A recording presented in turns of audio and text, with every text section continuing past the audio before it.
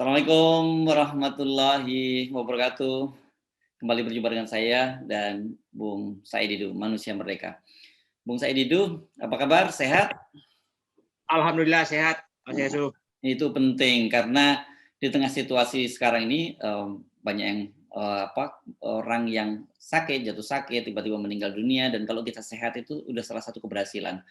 Ya gitu. Tapi di luar itu, saya membaca sebuah hasil riset ini yang dilakukan oleh Credit Suisse Bank ya. Disebutkan bahwa di Indonesia ini selama pandemi itu banyak orang yang makin kaya. Jadi artinya kita ini semakin kaya, banyak yang kaya makin kaya, miskin makin miskin gitulah kira-kira ya. Datanya agak gila juga nih, orang yang punya kekayaan sekitar 1 juta US dollar itu meningkat sampai 62,3% tuh Bang Said. Itu gimana ceritanya bisa begitu ya Bang Said? Jadi memang ini terjadi dinamika klasifikasi ekonomi masyarakat sejak pandemi. Saya membagi 3 kelompok besar. Satu adalah kelompok yang tidak tahu makan apa hari ini. Yang kedua, kelompok yang mempertahankan diri supaya tidak dimakan. Yang ketiga adalah kelompok yang memilih siapa yang akan dimakan hari ini. Itu kira-kira kelompok yang terjadi. Ya, Nah, gila. Yang dikatakan Mas Hersu tadi, itu kelompok yang ketiga itu. Tiap hari memakan siapa. Nah, dan sepertinya saya melihat kelompok itu sudah termasuk pejabat-pejabat negara di dalam itu. Dia nggak sadar. Ya, yang 1 juta US lah asetnya ya, dan sekitar 14 miliar lah. Itu banyak yang gitu ya. Itu kelompok memakan siapa. Nah, jadi jangan heran di tengah seperti ini akan terjadi seperti itu.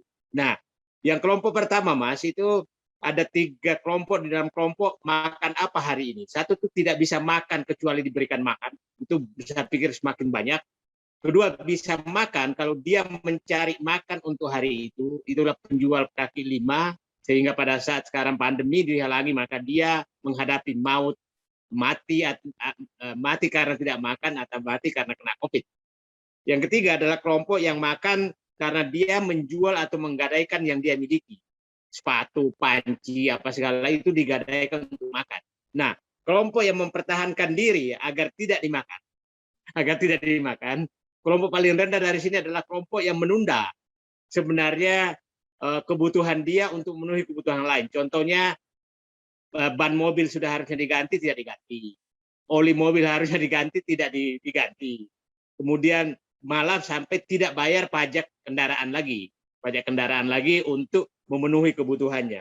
Yang kedua adalah menjual aset-aset tersier. Itu menjual aset tersier. Nah, itu kira-kira kebutuhan-kebutuhan yang tidak penting itu dijual. Nah, kemudian yang ketiga adalah kelompok itu menjual aset sekunder, mobil kedua, mobil ketiga, kemudian menghentikan pembantu, menghentikan sopir, itu dihentikan semua. Nah, sehingga untuk memenuhi kebutuhannya. Nah, yang terakhir adalah menjual aset primer. Kita kemana-mana sudah banyak sekali menjual rumah. Walaupun susah ya jualnya ya, meskipun dijual dengan murah tapi tetap susah. Ya. Nah, inilah incaran para pemangsa yang tiap hari siapa yang akan saya makan hari ini. Siapa yang akan saya makan hari ini, maka yang terjadi memang akan terjadi penyedotan aset kelas menengah ke atas, aset kelas menengah untuk diambil ke atas, karena dia akan kemungkinan harga sekarang itu hampir setengah dari harga normal.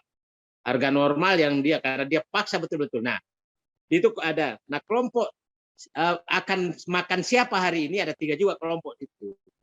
Akan makan siapa hari ini, dia membeli aset-aset kelas menengah tadi yang sudah jatuh, maka dia beli dengan ditawar sampai seberapapun. Nah, itu kelompok yang pertama. Ya, kelompok kedua adalah kelompok yang membeli aset konglomerat yang kena bunga bank, cicilan bank nggak bisa dia bayar. Nah, istilah ini yang akan mengambil aset-aset besar itu. Nah, yang terakhir adalah ini kelompok yang sebenarnya sudah menjadi sumber keuangan oleh semua pihak termasuk negara.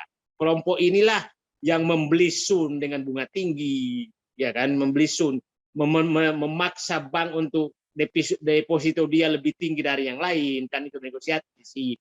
Ini membeli aset-aset besar pemerintah, dan yang terakhir adalah dialah sekarang yang saya pikir yang bermain mereka lah yang bermain di bisnis COVID saat ini.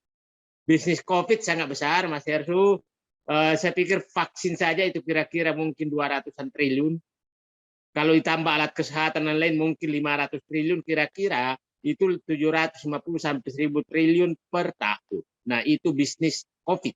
Nah, kelompok ketiga inilah yang menjadi pebisnis COVID. Nah, itu yang saya pikir yang kita kita harus waspadai, bahwa ini benar-benar terjadi pemiskinan dan pengkayaan.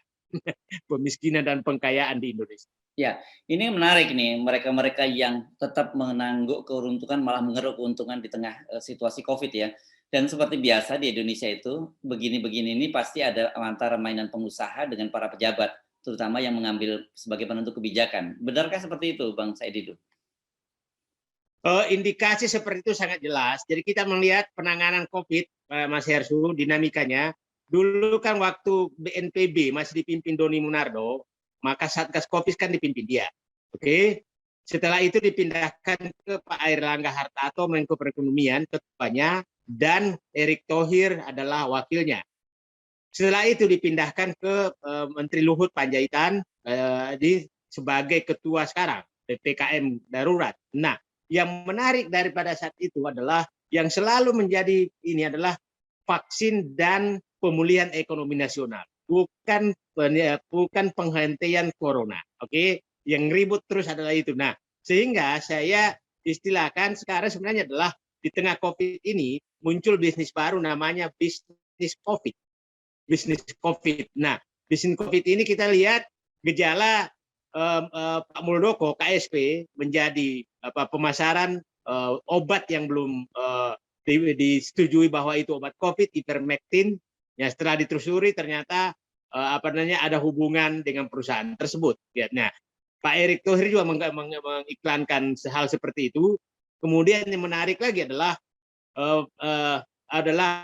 banyak sekali pernyataan menteri-menteri, terutama menteri yang terkait ekonomi, jubir menteri BUMN, hampir setiap hari mengungkapkan berapa vaksin didistribusikan, berapa yang dibeli. Jadi memang agak aneh. Itu kan pembeliannya Menteri Kesehatan, bukan pembeliannya BUMN. BUMN itu hanya sebagai pelaksana. Jadi maksudnya yang bayaran itu kan Menteri Kesehatan. Jadi saya melihat ini bisnis ini sangat besar, dan kelihatannya penguasa sudah tergiur juga untuk melihat ini adalah ini bisnis.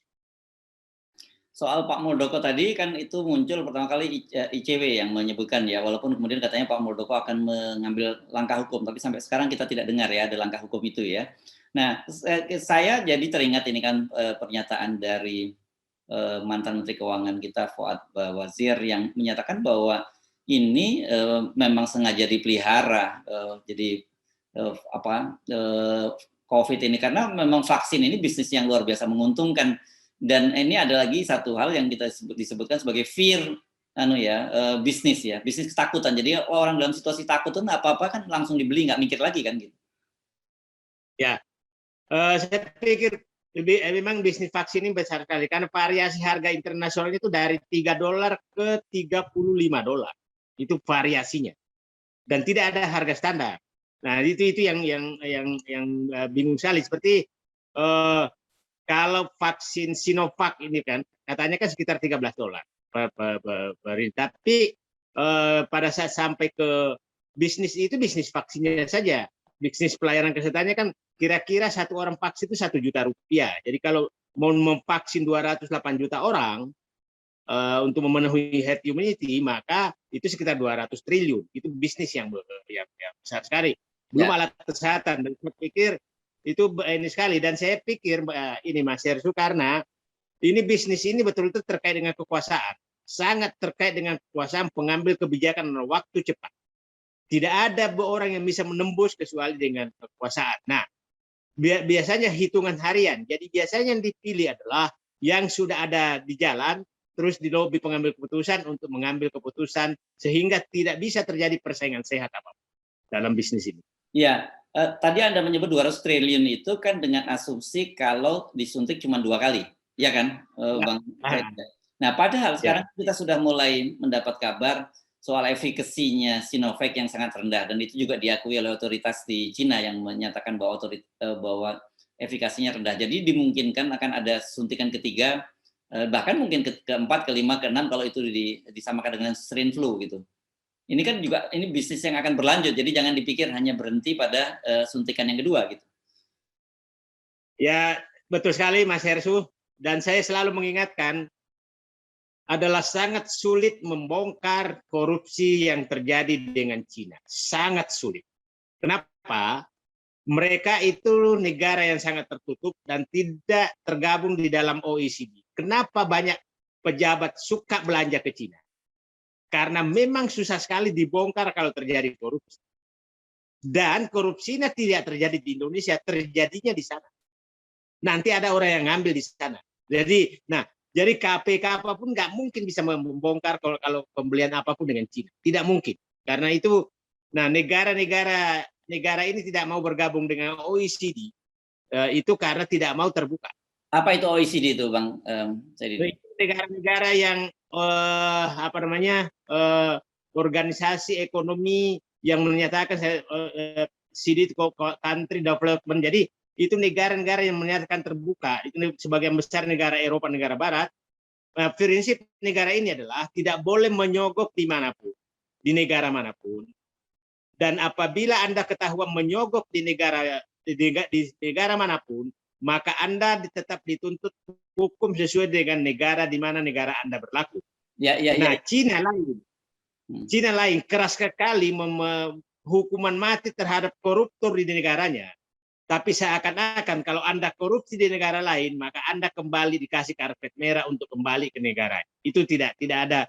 Nah, kalau negara seperti ini, orang Amerika korupsi di Indonesia, maka dia dihukum dengan hukum Amerika, di blacklist di Amerika. Nah, itu bedanya, Mas. Ya. Soal ini pernah saya baca, orang seperti Edi Tansil, orang seperti Hendra Raharja dan sebagainya gitu kan ternyata dia bisa pulang ke Cina dan bangun pabrik makan. Hendra Raharja kalau nggak salah itu dia punya universitas di kampung halamannya dan patungnya dibangun sangat besar di Cina itu. Ya, memang begitu mereka. Jadi istilahnya kan begini, Mas. Di sana pedagang narkoba tidak boleh dihukum mati. Tapi kalau kau berhasil ngekspor ke Indonesia dan masuk ke Indonesia, maka Anda dapat karpet merah. Itulah negara itu. Itulah kenapa saya selalu menyatakan agak susah masuk akal saya kalau ada orang mau bekerja sama dengan Cina. Karena memang negaranya sangat aneh. Itu kenapa berbagai negara takut sekali menghadapi mereka. Ini kok walaupun agak berbeda, tapi mirip-mirip Singapura ya. Singapura itu kan di negaranya sangat ketat sekali dengan korupsi, tapi para koruptor kita bisa tenang-tenang saja tinggal di Singapura dan kemudian Singapura menolak membuat perjanjian ekstradisi dengan Indonesia. Nah, itu bedanya, Mas. Kalau Singapura itu kan begini. Kalau sudah ada bukti, kalau warga negaranya korupsi di tempat lain, maka dia juga dihukum. Kalau Cina ini enggak, itu bedanya. Nah, itu Singapura adalah tempat penampungan orang yang punya uang, halal atau tidak halal. Kira-kira begitu kan? Itu Singapura. Kalau Cina, warga negaranya silahkan korupsi dimanapun, akan kami lindungi kalau kamu kembali ke negaramu. Itu kira-kira bedanya. Ya. Jadi balik lagi ke topik kita tadi bahwa banyak sekali orang-orang kaya tadi itu bisa ada identifikasi kan ya siapa sebenarnya mereka ini. Kalau kita nggak perlu menyebut secara nama atau apa, tapi kira-kira kelompok-kelompok mana ini yang sangat kaya ini?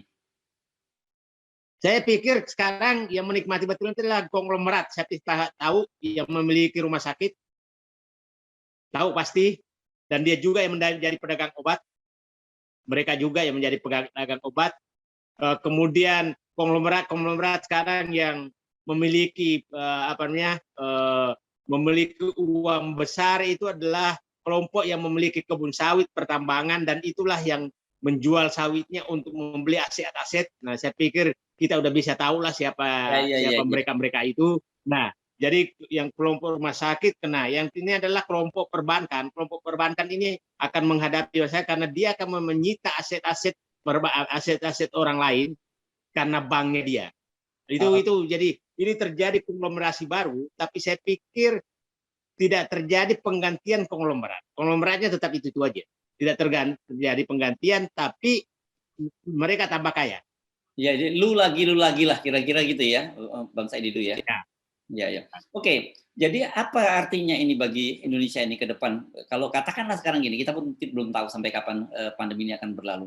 Tetapi semakin lama pandemi, karena tadi saya membaca sebuah kajian juga dari seorang epidemiolog Griffith University, orang kita sendiri juga, itu Dr. Riki, yang menyatakan bahwa Indonesia itu diduga akan menjadi negara yang paling belakangan keluar dari krisis. Itu kan artinya ini orang-orang yang tadi Anda sebut kaya tadi akan semakin kaya terus dan kita akan semakin miskin. Saya pikir akan terjadi sikap begini, Mas Hersu, karena masyarakat yang saya kelompok tadi antara memilih mati karena tidak makan dan memilih mati karena COVID, maka dia akan keluar menghadapi COVID. Nah, yang paling terperas nanti adalah habisnya kelas menengah, karena kelas menengah menjadi miskin dan dimakan oleh kelas atas. Itu yang terjadi. Nah, kalau sudah kelas menengah hilang, maka demokrasi akan hilang, penegakan hukum akan hilang. Nah, negara akan menjadi otoriter karena kelas menengah habis. Itu yang paling bahaya sekarang dengan COVID berkepanjangan adalah habisnya kelas menengah dimakan. Jadi nanti hanya dua, dimakan oleh kelas atas dan menjadi miskin. Dan hanya dua nanti kelas miskin dan kaya. Kelas miskin dan kaya. Hanya dua kelas menengah sudah tidak ada. Nah, sekarang coba Mas Hersy bayangkan, saya tinggal di komplek ini, setiap hari ketemu orang tuh udah mau cicilan nggak bisa bayar. Itu kan kelas menengah adalah kelas yang hidup dari utang, dari cicilan mobil, rumah dan lain, itu kan kelas menengah. Nah, kelas atas, kelas bawah nggak punya itu, tapi nggak punya makan. Nah, kira-kira ini saya Mas Hersu adalah maka terjadi konglomerasi baru. Nah, saya berharap si kelas menengah ini supaya tidak mati, maka sekarang turun ke sumber daya alam, carilah petani, peternak apa segala untuk menghadapi hidup ini. Saya pikir, tapi begini Mas Hersu, ini saya katakan, ini kan selalu dikatakan ingin membantu UKM dan pengusaha. Padahal sebenarnya mereka tidak butuh uang, butuhnya mereka bukan butuh modal, butuh mereka tuh daya beli. Siapa yang beli? Kan itu problemnya. Nah, jadi pendekatan terus yang digunakan adalah namanya pemulihan. Kan namanya kan digabungkan tuh antara COVID dengan pemulihan ekonomi nasional. Ya. Nah, dana PEN itu tidak ada gunanya. Mending yang saya pikir ide Yusuf Kalla, ide kita semua. Nah, seperti kasihlah uang ke rakyat agar ada daya beli. Seperti Australia kan, kasih 8 juta per minggu gitu untuk masyarakatnya. Udahlah, PEN itu tutup aja dulu deh. Kalau itu uang itu pemulihan ekonomi nasional itu dibagikan ke rakyat dan rakyat beli baju, beli ini, maka industri pasti jalan. Ya. Oke, jadi yang paling mengerikan adalah bukan kita memang sudah ngeri ngadepin pandemi ini, tapi pasca pandemi yang kita tidak tahu kapan, itu jauh lebih mengerikan di Indonesia ya. Bayangannya kalau data-datanya seperti Anda kemukakan tadi, Bang Said itu. Ya, saya pikir betul Mas Hersu. Yang kita pikirkan sekarang itu pasca ini. Apakah negara ini hancur karena kehilangnya demokrasi? Yang saya katakan tadi, hanya terjadi dua kelompok dalam kelompok masyarakat super kaya dan kelompok masyarakat miskin. Kelas menengah dimakan oleh oleh kelas atas. Ya, baik. Terima kasih Bang Saididu. Assalamualaikum warahmatullahi wabarakatuh. Waalaikumsalam warahmatullahi wabarakatuh.